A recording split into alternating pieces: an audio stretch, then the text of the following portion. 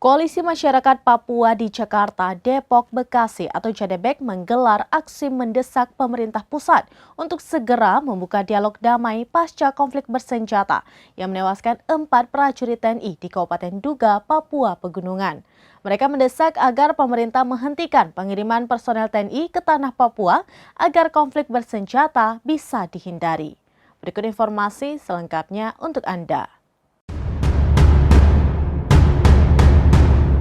Pemerintah pusat diminta segera membuka dialog damai pasca konflik bersenjata yang menewaskan 4 prajurit TNI di Kabupaten Duga, Papua Pegunungan.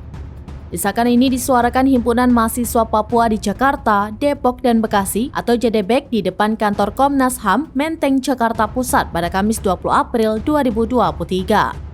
Diketahui kontak tembak antara kelompok kriminal bersenjata atau KKB kontra aparat TNI maupun Polri kerap terjadi di wilayah Pegunungan Papua. Informasi terbaru 4 prajurit TNI tewas dalam kontak tembak dengan KKB di distrik Mugi, Kabupaten Duga saat mereka hendak mencari keberadaan pilot Susi Air yang disandera Egyanus Kogoya dan pasukannya. 4 prajurit yang ditemukan tersebut yaitu Pratu A, Pratu I, Pratu K, dan Prada S. Koordinator Himpunan Mahasiswa Papua Rudi Kogoya kepada Kompas.com pada Kamis 20 April 2023 mengatakan negara harus segera melakukan dialog damai untuk menyelesaikan konflik yang terjadi di Papua. Mereka mendesak agar pemerintah menghentikan pengiriman personel TNI ke tanah Papua agar konflik bersenjata bisa dihindari. Rudi juga menyoroti isu terkait kriminalisasi yang dilakukan oleh militer kepada masyarakat sipil Papua. Dia menyebut dampak upaya pembebasan sandera pilot Susi Air, Philip Mark Martens, berimbas pada kriminalisasi masyarakat sipil di Papua.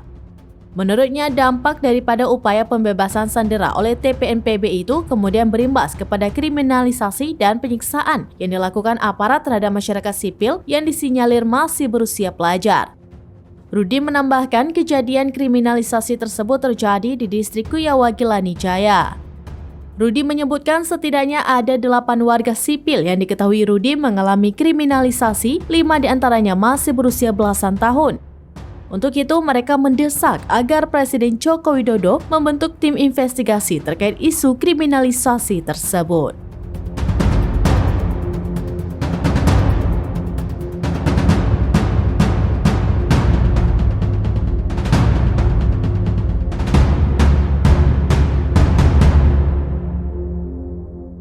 Demikian informasi terkini, Saudara saksikan terus beragam informasi menarik lainnya di kanal YouTube dan juga Facebook seraminus.com. Jangan lupa like dan share seluruh akun seraminus.com.